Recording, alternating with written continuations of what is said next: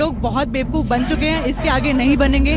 मैंने एक प्लेज लिया है, मेरी पूरी फैमिली ने प्लेज लिया, हम कभी वोट नहीं करेंगे। 200 ये पुलिस के, दिल्ली पुलिस के मेरे पर हमला किया। जो हंगर स्ट्राइक पे बैठे हैं टू डेथ पे, उनकी हालत दिन पे दिन बिगड़ रही है। क्या सरकार ने सोचा? हमने आते ही पहले बजट में 1 रैंक 1 पेंशन का काम कर दिया। नीयत खराब हो गई है, नीयत में तब्दीली है। आपके बाबू नहीं देना चाहते। वो बॉर्डर पे बैठ के ये तो नहीं बोलता मैं 4 गोली आएंगी तो मैं 2 खाऊंगा। जब वो 4 खा रहा है तो आप गवर्नमेंट किसके लिए नेगोशिएशन कर रहे हैं? मेरी कोशिश है जल्दी से जल्दी करें। सन 73 में आपने हमारी पेंशन 70 से घटाकर 50 क्यों करी और अपनी 30 से बढ़ाकर 50 क्यों करी? बहुत गलत चीज है, ये बहुत गलत चीज है।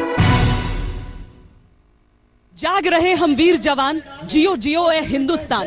न जाने ये नारा कितनों की लबों पर कब कब रहा होगा, लेकिन आज ये नारा अधिकार की शक्ल में नजर आ रहा है। जहां पर हम इस वक्त मौजूद हैं, ये जंतर मंतर में वो धरना प्रदर्शन है जहां पर हमारे वीर जवान न जाने कितने दिनों से बैठे हुए हैं अपने अधिकार के, अपने हक की लड़ाई लड़ने के लिए।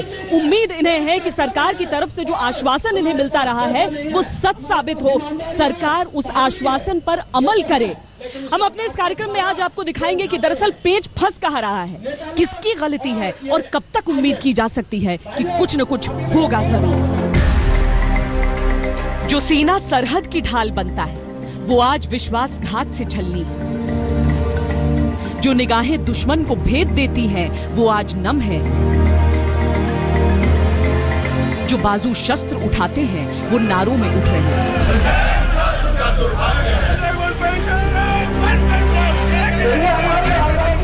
ये देश के प्रहरी हैं, देश का सम्मान है, देश का गुरूर है, पर आज उस देशभक्ति, उस निष्ठा, उस बलिदान का मोल भाव जारी है। हमारी सरकार पर और पीएम मोदी पर निर्भर करता है कि हमारा कितना ख्याल करते हैं। लेकिन मैं यही कहूँगा कि जिस देश के सैनिक सड़कों पर, उस देश का दुर्भाग्य है। हम जब तक जो है जान में जान है तब तक जो है इसको जो है यहाँ पर आएंगे और धरने पर बैठेंगे।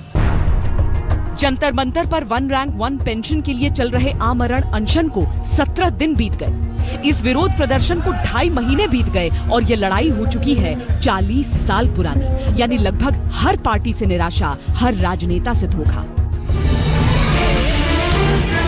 सोमवार को 98 साल के एक मेजर आमरण अनशन में हिस्सा लेने के लिए यहाँ पहुंचे। कुछ ऐसा है ये मुद्दा देश के इन वीरों के लिए। भावनाएं चरम पर हैं, आहत हैं। जब से ये सैनिक जंतर मंतर पर बैठे हैं, सरकारी अनदेखी से बेजार हैं। नरेंद्र मोदी इन सब का सबसे बड़ा भरोसा हुआ करते थे, शायद इसीलिए आज ये एहसास इतना गहरा है। हमें बहुत उम्मीद थी, इस गवर्नमेंट ने आते ही बोला था, इनका एजेंडा ही ये था कि हम लोग इसको इमीडिएटली इम्प्लीमेंट करेंगे। हमने बहुत सपोर्ट किया, we are all of us were fans of Modi, but आज की डेट में मुझे नहीं लगता कि हम उसको कभी देखना भी चाहेंगे। आमरण अनशन पर बैठे 10 पूर्व सैनिकों में से 4 की हालत इतनी बिगड़ी थी कि अस्पताल ले जाना पड़ा था। लेकिन अस्पताल से छुट्टी पाते ही हवलदार मेजर सिंह वापस अनशन पर लौट आए। हमारे देश के सैनिक अपनी पूरी जवानी अपने देश के नाम कर देते हैं।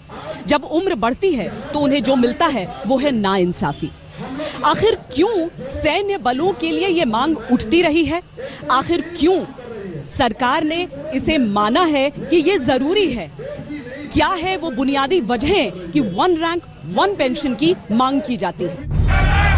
1 रैंक 1 पेंशन का मतलब है किसी भी साल रिटायर हुए सिपाही या अफसर की पेंशन उतने साल तक उस रैंक पर रहने वाले आज रिटायर हुए सिपाही और अफसर के बराबर हो। यानी चाहे कोई अधिकारी 1965 में 3 साल कर्नल रैंक पर रहकर रिटायर हुआ हो, उनकी पेंशन आज 3 साल कर्नल रहे अधिकारी के बराबर ही हो।